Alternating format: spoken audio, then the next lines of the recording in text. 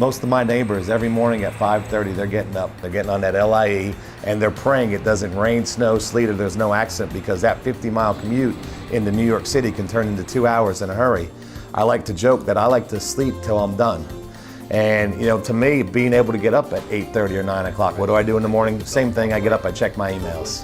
I grab the newspaper, I return some phone calls, I set up some three-way appointments, I see what kind of appointments I have that day, one-on-one appointments, meeting with some consultants at a Starbucks or a Dunkin' Donuts or an in-home. I try to get a workout in every day. It's nice while most people are at their jobs, I can go shoot to the gym for an hour, and then every night I'm someplace. Every day during the weekend I'm at somebody's house doing a presentation, whether it be in Yonkers or Staten Island. I'm out just about every night, but I wouldn't trade it because I don't have to answer anybody. If I want to take off 2 days, I can. I think that we're very blessed that we can be the architects of our own future. We get to design what we want our life to look like, and then we get to go ahead and execute that plan together as a team. And not many people can work together as a team and really have quality time together and learn to value each other's strengths. So it adds a whole nother level to your relationship.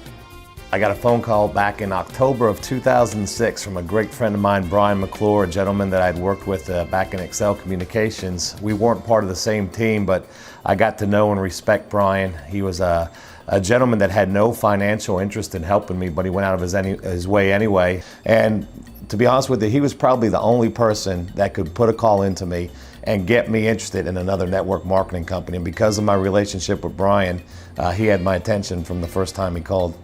When you're part of something and you're on the wrong side of timing, in other words, you see people become very successful and you wonder, why not me? And you realize it's nothing you did wrong, you were just a little bit too late.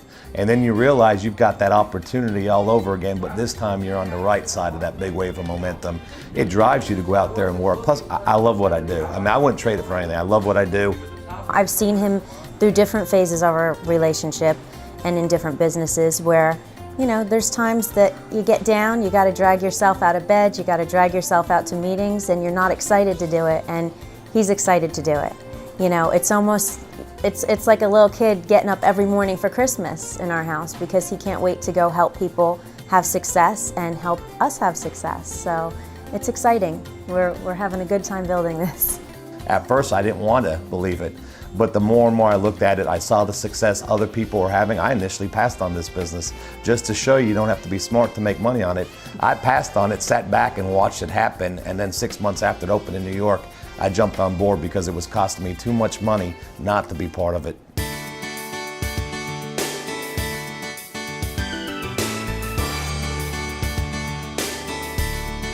Well, I'm an early riser, so I'll get up a little earlier than Ray does in the morning. And I'll jump on the computer then and get some of my office work done. If he needs a PowerPoint presentation done or a spreadsheet or anything, I'll try to get that done in the morning. And we'll have breakfast together and we'll go over our plan for the day, figure out what we're going to do for the day. And then, usually throughout the day, whatever was, the culmination of our conversation in the morning, we'll just be doing that throughout the day. She makes it easy for me to just go out there and focus on building a business and staying positive, and picks me up sometimes when I'm frustrated, when things don't always go the way I need them to. And it just makes my job a whole lot easier. My focus is going out and building a business, and she basically, whatever I need her to do, she's there to help me out. And I can't thank her enough because, again, it makes my job easy. And a lot of times people give me a credit, but the credit needs to be passed on with her because, again, there's no way I could do what I do if she wasn't there supporting me. When people have issues with their spouse, you need to reinforce that the long term, the big picture, that this is going to allow us to have a lifestyle that most people could only dream about. You are going to pay a price. Financial freedom does not come easy. There's going to be times where, we'd rather be out at the beach or at a movie on a Friday night, but I'm doing a training.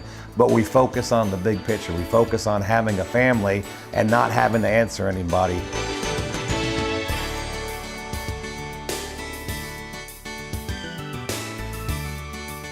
My results have far exceeded expectations, and I think that's two reasons. I think the the opportunity to be part of the deregulation of something that's only going to happen one time. I think electricity and gas attracts people to this business. It's something that everybody already uses.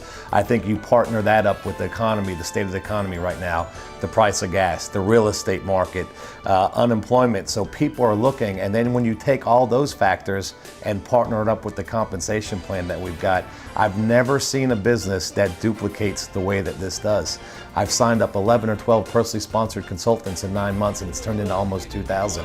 And the reason is simplicity. Simplicity duplicates, and also getting people paid duplicates. It's so exciting. It's just to be able to help other people have success while you're having success, not to worry about having to pay, having any bills or any debt, to have the comfort of being financially secure. You sleep really well at night, so it's a good thing. Well, and the big wake up to me was I was in the hospital on 4 different occasions over the course of 60 days, had to shut down ambit completely, couldn't do a presentation, couldn't leave the house for over 2 weeks. And while that went on, because of leaders like Norbert Hennessy and Aidan Ruan and Nick Patterson, and I can go on and on and on, our organization continued to thrive. What job would allow both of us to have taken not a week, not a month, but months off to take care of our own health without worrying, still have money come in, not have to worry about calling anyone, just be able to completely focus on taking care of our health. And not to mention, in the times of crisis and adversity,